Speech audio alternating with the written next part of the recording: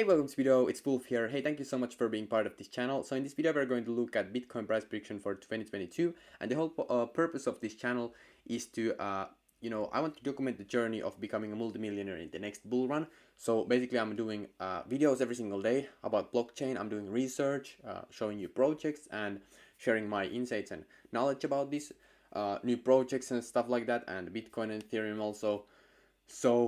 But the whole point is to dollar cost averaging in the bear market and become a multimillionaire in the next bull run. So if that sounds something that you are interested about, definitely subscribe to my channel so you don't miss out.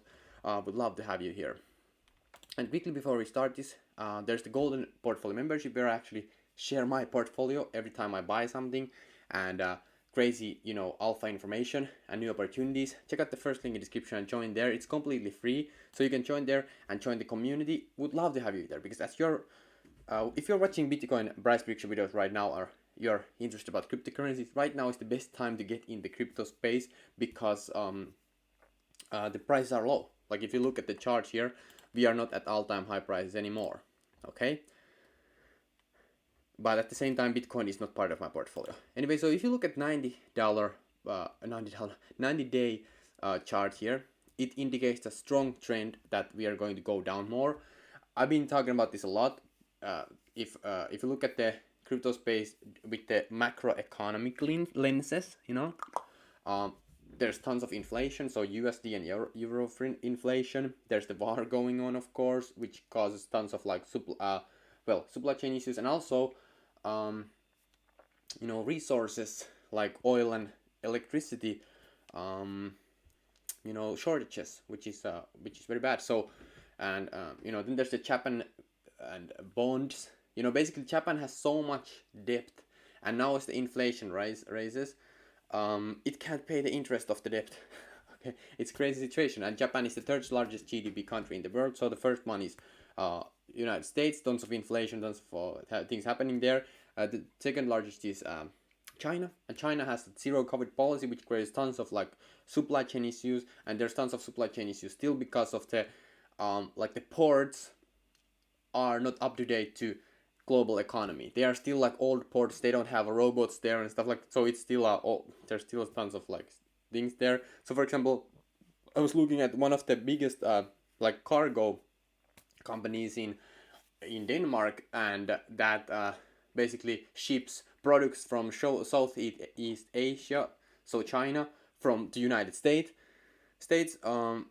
1 year ago, one cargo was $1,500. Right now, it's still $18,000 per one cargo. Okay, so the prices have skyrocketed. So that's why there's tons of supply chain issues.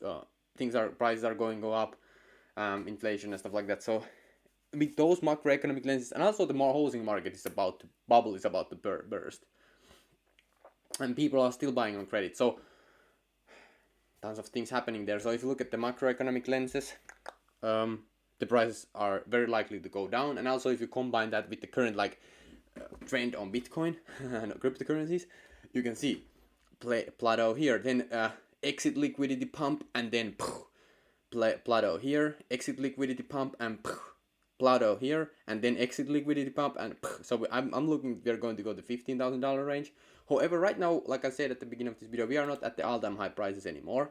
So I have started to dollar cost averaging in, even though I think that we are going to go down more. Okay, if you want to see what assets I'm dollar cost averaging in, I'm not buying Bitcoin, by the way. But if you want to see what I'm buying, you can check out the first link in the description, the golden portfolio membership. Would love to have you there. Okay, so join there. Absolutely ridiculously great opportunity, completely free. Okay, so that's my thoughts about Bitcoin right now, kind of the macroeconomics. However, if you look at the long-term trajectory of cryptocurrencies, why I'm so bullish on cryptocurrency is because of the decentralization.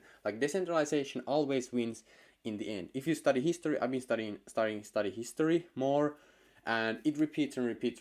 For example, if you look at the 1500s, there was kings, and there was king and queen, and then they had a son, and that son became the next king. That's centralized. That is very centralized system. So you can't. That's not anymore how the countries are run, because the model doesn't work. The better model, for example, why United States became the biggest country, GDP wise, at this current state of the world, is because they became capitalistic and decentralized, and democratized, so people vote who their leader is. And then that's not even the main leader. There's tons of like different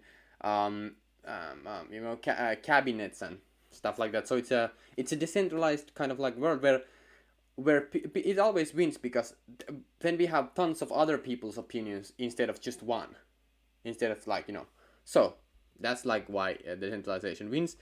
Huge key why I'm so bullish on cryptocurrencies. And even though crypto like Bitcoin is decentralized and all, but you can't build anything on top of it. And if you want to become a decentralized if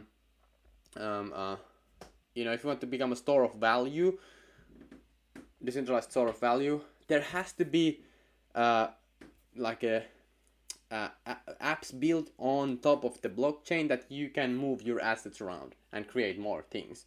That's a store of value. And if you look at what Ethereum has become, I love Ethereum, and I'm not like, I love like Bitcoin has created tons of like, think about Satoshi Nakamoto. They created the Bitcoin, they sparked this whole thing. Vitalik found Bitcoin, and then he created this Ethereum system out of that. So I love Bitcoin, but I'm just saying I'm not buying it right now because I think there's better opportunities. Because Bitcoin's supply is capped, but for example Ethereum, it issues new tokens all the time. But also the EIP 1559 upgrade burns the tokens from the transaction fees. So when we move from proof of work to proof of stake, the burn rate actually becomes higher than the issuance, so it becomes deflationary.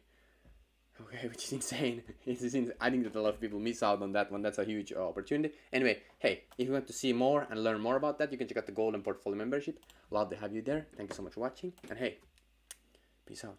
Okay, I'm just kidding. Anyway, see you inside the next videos. Love to have you here. It's going to be great bear market, great one. It's going to be 1 to 18 months, years bear market. So get ready. Pull your big boy pants on. Like become thick skin. Let's take this. Let's make this happen. Stay hard. Let's go.